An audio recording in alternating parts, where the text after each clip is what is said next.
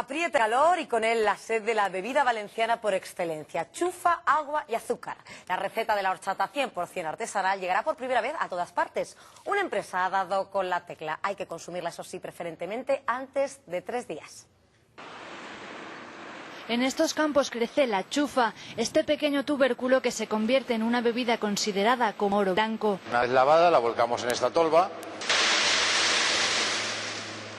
Así esta chufa ahora será subida por este torno hasta la duradora. Se añade agua, se exprime esa mezcla y ya tenemos la horchata. Es un producto muy delicado, se debe consumir en los 3 días posteriores a su producción.